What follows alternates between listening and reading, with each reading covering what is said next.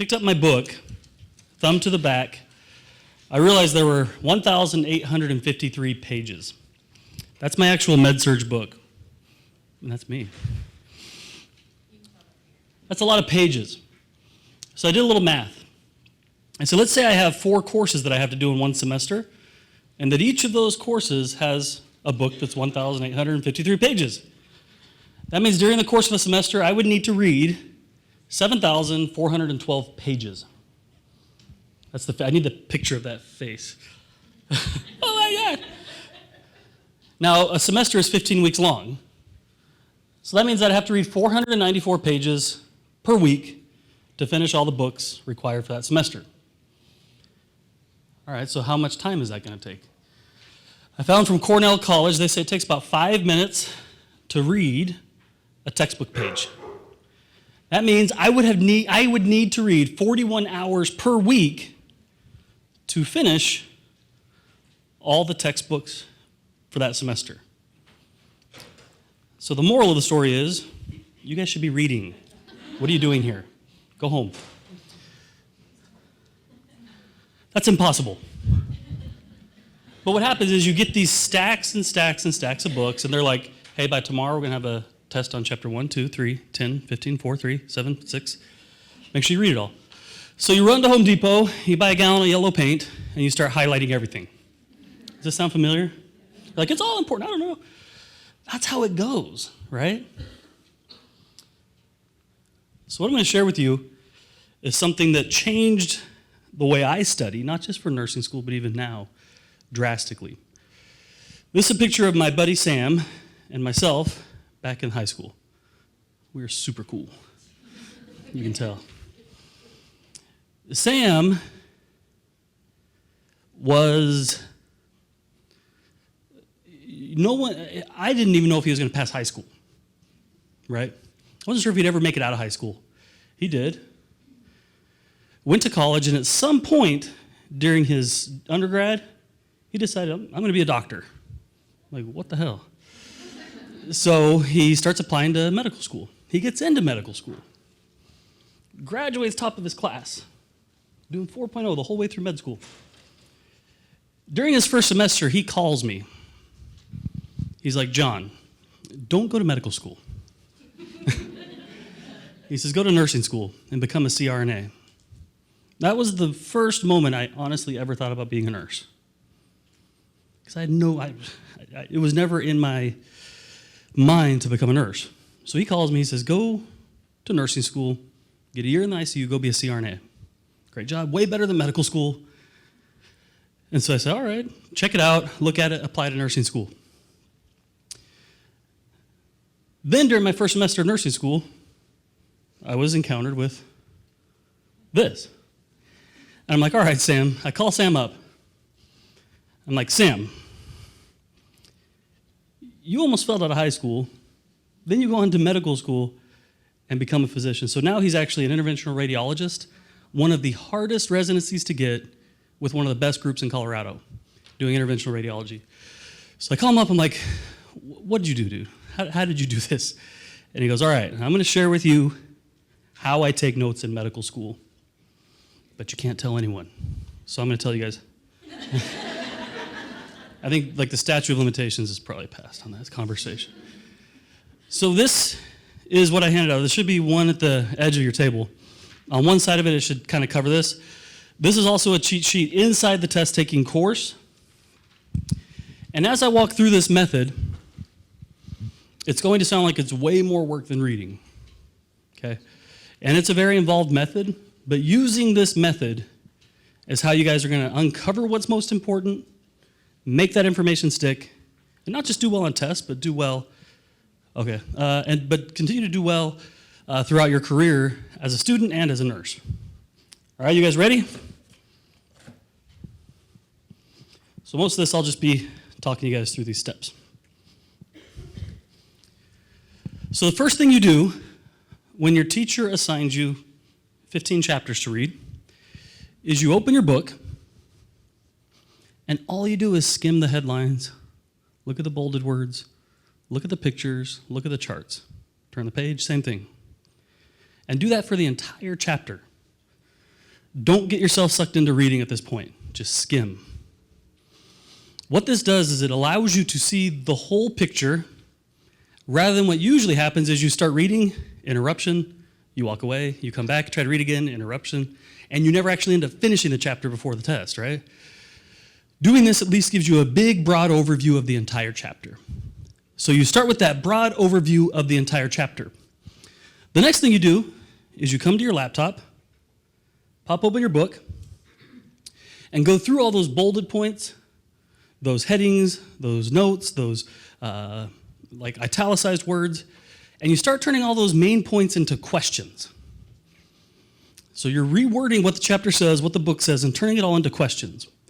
An example of this be if your book says normal sodium level is 135 to 145, all you do is in a Google Doc or in Word or whatever, you type number 1, what is normal sodium level? Enter, tab, 135 to 145. That easy.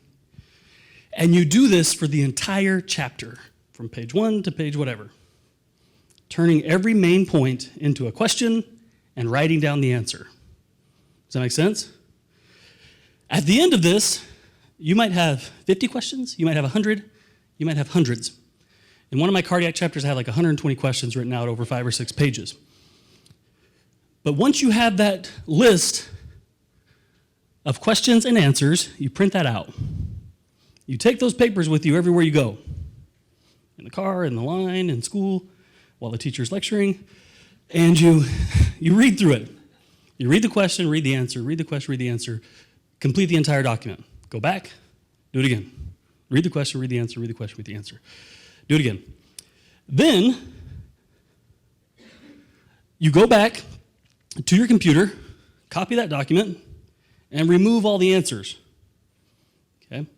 So now you're left with the same document with no answers. Print that out, grab a little pen, and take those papers with you and your pen everywhere you go. Anytime you have a spare minute, or during your study sessions, even your focused study sessions, your deep work, you're filling in those answers, 1 through whatever. Whenever you hit a question that you don't understand or you don't remember or you think you need a little bit more understanding, kind of circle that one or highlight that one. So you're really starting to take note of those things that you do understand and those things you need more understanding of. Okay? So what you do once you've done that is you go back to your computer again and you delete all the questions that you got right. Now you're left with a document that only has those things that you don't understand, those things you couldn't answer right, or those things you think you need a little more clarification on. Once you have that list of things, you go to your book, or preferably you go to InterSNG, and you watch those videos. You read those lessons, you read those sections a little bit more in depth. So that you're trying to get those little pieces that you're missing or figuring out why it's not connecting. All right, is that making sense? So you have this condensed list, you started with 200 questions, you're down to 30, 40, 50 at this point, and you're really just reviewing those things that you didn't understand over and over. And you do that 3 or 4 times. Print out a new document, fill it out, keep narrowing it down to those things that you don't understand. Once you've done that, now you're getting ready to go take your test. Okay? So you go back to your document, pull up all those things that you see as really important, those things that you never could answer right, and you print that out, and you repeat that process several times. The most important thing that you do at this point, though, is you randomize all the questions. This takes a little bit of effort, but you make question number 1, question number 16, question number 16, question number 2, whatever. A good tool for this might be like Quizlet or something like that, where you can do question and answer, question on front side, answer on back side, and you can remove things from sets and things like that. Quizlet's free, it's pretty cheap. I think you could probably do it with a free set. So doing that, removing things, adding things, and then working through that over and over and over. The reason I want you to randomize it before the test, and not anytime sooner, because I really want you to kind of drive all this stuff home, but the reason you randomize it before the test is because I want to make sure that you're not just memorizing the order of things. You know, it's like you read sodium. Well, I remember after sodium, it's that glucose question, right? I want you to get it all random to see if you truly understand these things. Does that make sense? This is the system that worked for me It worked for Sam. And if you told anybody that we grew up with that when you got sick, you were going to come to us, they would have ran for the hills. That's not what you want your doctor and your nurse to look like. But this method works. Once you're focused, once you're dedicated, once you have a system that works, then you don't have to think when you sit down to study. All you got to do is follow the steps. And this especially helps with things like I've said multiple times today, I hated OB, I hated peds.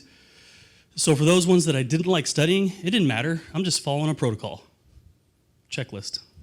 And it's going to work the same it works for the stuff I like. So especially if it's something you don't like, having a system that you stick with, make sure that you follow it every single time. What do you think? Will you guys try this? So I want you to try this on your next test. I want you to try this on your next chapter. Even if you implement it slowly, start implementing this. The biggest advantages that this system gives you is it lets you see the entire chapter at once, which a lot of times people miss. And then it forces you to focus on those things that you're not doing well with. One thing we talk about a lot at NRSNG is kind of a fallacy of humans, is that we always want to spend more time doing the things we're good at. Because it makes us feel good, right? And so when we're studying a lot of times, we'll be like, well, I'm really good at cardiac. I'm just going to take a few more cardiac. I'm just going to take a few more cardiac. And we don't focus on the things we're bad at. So this system forces you to identify your weaknesses and spend more time on them, all right? I've shown this picture a few times. One thing I didn't point out, you see that? What would my professor say if that was oh my God. So this patient's intubated, sedated. He's not going to be pushing the call light. Pro tip, on these types of patients where they're not using the call light, or even if a patient is using the call light, that can be one of your best ways to get a hold of other nurses. I used to use that all the time. If I'm sitting there trying to bathe a patient or something goes down, I'm in the room alone, I'm slamming the call light because the front desk answers like right away. It's like, dude, send Galen or send somebody right here to me right now. So try that. Cool. Can I tell a story? Yep. So I told you guys my interest in nursing came when I explored CRNA, and that's really where I wanted to go. One of my best buddies, I'm going to tell a story about him. His name is David. We worked in the hospital together. He was the charge nurse in the surgical ICU. I was the charge nurse in the neuro ICU. So we were both kind of on that rapid response team. So he had a pager. We'd do different things when codes happened or when there was something that would go on. So David now, he just graduated CRNA school out in California. He's got a job out there, and he's loving it. So if anybody's interested in that, it's a great career to pursue. So one night, me and David, we're the charge nurses, so we're responsible for these rapid responses. We get a page from the surgical floor, or like the med-surg floor, just regular med-surg floor. Like this patient's, not really responding well or whatever. So like, all right, could be anything, nothing more urgent. It didn't sound any more urgent than that. So I call him up like, hey, we heading down there. And so we walk kind of down there together. And we walk in, there's two med-surg nurses. And the patient truly is not responsive. She's flushed, we can't get her to respond. What's some things you can do if someone's not responding? I'm like, what else can you do? Yeah, nail beds, sternal rub. So we're doing all that stuff, and she's not responding for us. So what do we do next? Yeah, airway. She's breathing fine. So I go, let's get some vitals. So we try to get some vitals. We can't get a blood pressure. So like, all right, what's going on with this patient? So this patient's post-op. She just had like a gastric surgery. Your gastric system is very vascular, right? And so we can't get a blood pressure. Like, all right, what's going on? So we call a physician now at this point. We're like, all right, here's the story. Here's what's going on. This guy just done surgery on her recently. He's like, I'm on my way. Go ahead and start a couple units of blood. So like, okay. So I sit there and get started trying to start an IV to get blood. What size gauge needle do you need? At least 18, 16, 18, great. So this lady has one crappy 20 gauge. So I'm like, all right, I gotta get a new IV going. So I'm sitting there trying to get this started. I can't get it started, right? The blood arrives, and we're like, we gotta get this blood going really quick. We can't even get vitals on this lady. Surgeon's coming. He finally gets there. He's like, what's going on? We're like, dude, we can't even get an IV. We need to get this blood. We need to get this. And there's 4 nurses now in the room and a surgeon. We're like, we need to get her transferred to a higher level of care. And he's like, nah, she's good. Surgeons don't want their patients to go to ICU, right? Because that means they did a bad job. So like, all right, dude, here we go. So I get there, I'm sitting there trying to start an IV. I can't get anything. Blood's there. David's got it already. He's primed. It's ready to go. I finally get it in just a teeny tiny bit. And it's just enough that he can get that blood to start going into her. I think I finally got something like right here, like on the wrist or something. And so he's getting that blood going, and we're like, this is not going fast enough. We need the blood to go faster. What are some ways you can get blood to go faster? So here's how we arrived at this conclusion. So we're up on the med surg floor, and they have like rapid infusers in the emergency room, right? That just like push the blood in. We're like, we can't get one of those up here fast enough. So like, let's try a pressure bag. You guys know what a pressure bag is? Those like I think I might even be able to show you a picture if you're not sure. This is one right here. So this is like a bag of saline, and this is the pressure bag. It kind of just squeezes a certain amount of pressure right there, so you can squeeze it up and it pushes more. So like, all right, here's our good idea. We're gonna put the blood in a pressure bag, pump it up as high as we can, and make it go in there. So we put it in there, start pumping it up, and it starts to leak. So this blood's leaking everywhere, and we're like, dang, this is not gonna work. All right, so David takes it out there. I'm trying to get another IV going so we can get another unit of blood. Like, we need to get fluid into this lady fast. And so we're like, surgeon, dude, come on, can we move her? And he's like, no, she's good. Come on, dude. So David pulls it out of there, grabs the blood in his hands, and just starts squeezing it in there. So blood's like coming down on him, and it's like all over the place. I'm telling a lot of blood stories today. Jeez. So we're trying to get that blood in there as much as we can, trying to get this lady to respond.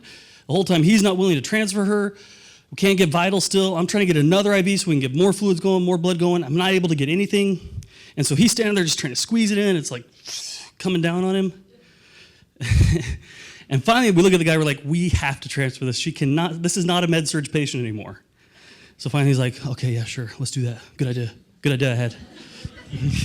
So we call ICU, we're like, get a bed ready, we're on our way.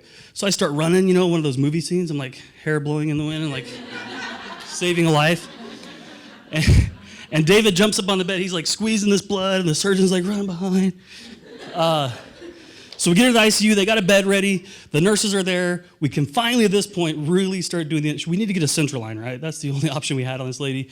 We get a central line on her, get us some blood, and she recovers well. End of the story. But there's a lot of exciting things that happen in nursing, right? And when you guys talk to nurses, they're telling you the exciting stuff. Most of it really is kind of what I was doing with Nicole on her first couple shifts. Sitting back, watching vitals, making sure everything stays right here. The good dinner time stories and Thanksgiving stories come when you got to squeeze the blood. But you have to be prepared for those times. All the times I had easy IV sticks or hard IV sticks, it was preparing for a really, really, really hard one, right? Most of the time, things go perfectly. So learning everything that you can is critical when you get to these moments when shit really does hit the fan, right? And you really actually have to be able to move quick. So while I want you to learn everything, or while it would be nice to learn everything, you can't learn everything. Learn what you can in nursing school. Find those most essential, critical points that are going to help you pass the tests, get on the floor, become a good nurse, and then start learning deeper and deeper and deeper in your field. This is the hard way of doing things. Peeling out in a U-Haul. Did I tell that in my story this morning? Okay, So when I decided to withdraw, I still had to finish my semester out. So I went to the final test of that semester, fourth semester, with my notes in hand in a U-Haul. I arrived at the testing center in a U-Haul. Because as soon as that test ended, I was done. So I take my test, walk out, toss my notes in the garbage, get in the U-Haul, and drive to Texas. That's the hard way of doing things. I don't want you guys to have your nursing journey end up like that. This is the best way. This note-taking method can help. You heard over and over again people say that they're not using their books even because they have what they need. We have the best educators in the world working within our SNG. And I know that's true, and I know they can help you. I want you guys to find success in nursing school and on the NCLEX, but I want you to be massively successful in your career as a nurse as well. The last story I want to tell is about my daughter, Kai. Has anybody heard this story yet? I know Nicole has a few times. This is my daughter, Kai. She was born like seeing rainbows and butterflies. Like everything's great. The world's perfect. She didn't get it from me or my wife or my son. So she's like the optimist in a home of pessimists. So one day, I'm walking with Kai in the springtime. This was this last spring. And in spring in Texas, a lot of dandelions start to pop up. So we're walking with Kai home from the park, and she looks up at me and she goes, "Daddy, do you know why there's dandelions?" I don't know why. She lets go of my hand, takes off running, kicking all the dandelions through the neighborhood, going, "So kids can have fun!" As the lawn care pro that I was, no, I'm just kidding. So all I see with dandelions it's gross. It's ruining someone's yard. It's disgusting. Where she was able to see the good. There's going to be a lot of dandelions in your journey as a nurse. There's going to be. But try to find how you can make those good. And I'm not the best at that. I tell you I'm a pessimist, but taking some of the tips that you've learned here today, finding a note-taking system that works and that forces you to take all these notes is a way that you can get through and learn everything that you can. You guys are not alone. You're in this together. You're in this with us. And let us know how we can help you and what we can do to make sure you guys succeed. Do you guys have any questions on that? Got a couple minutes.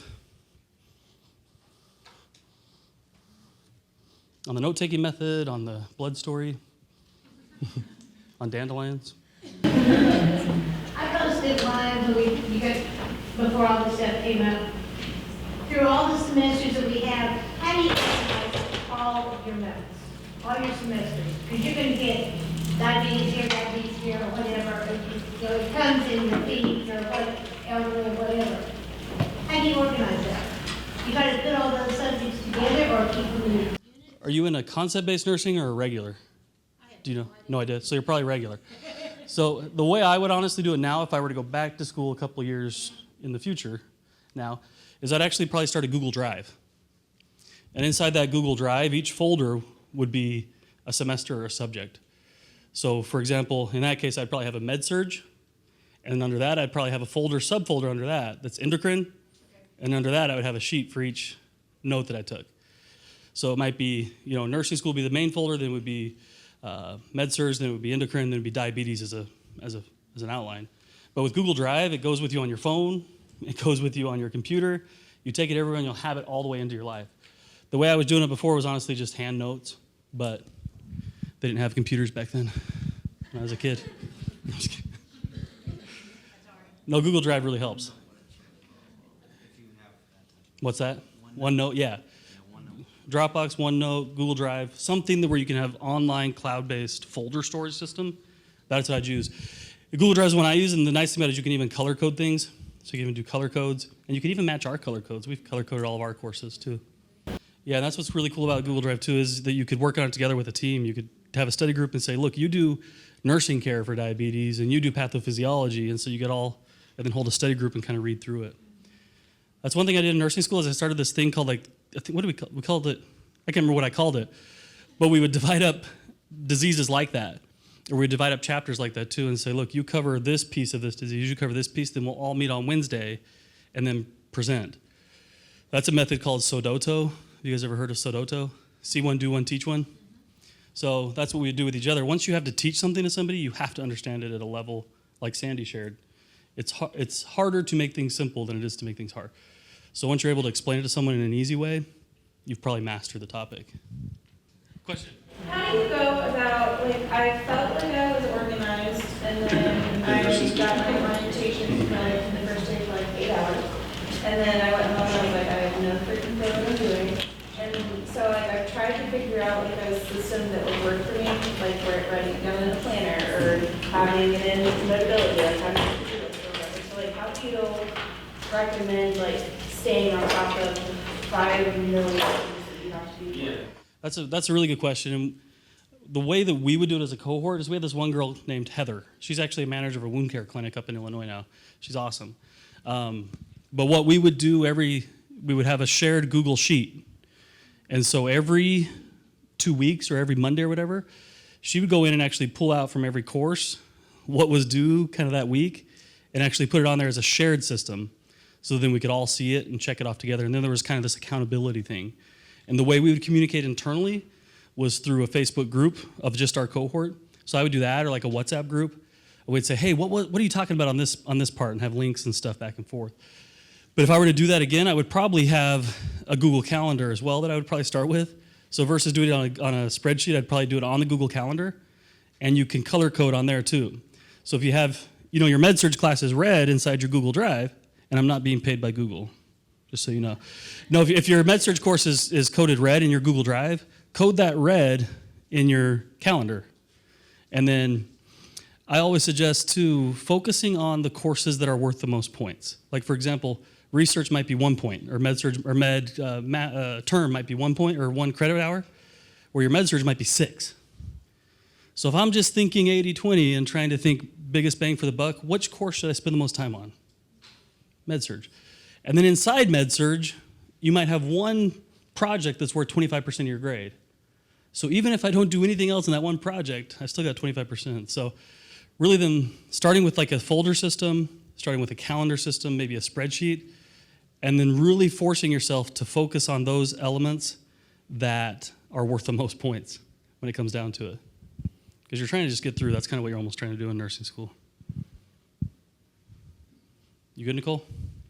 All right. You guys ready for Nicole? All right. Cool.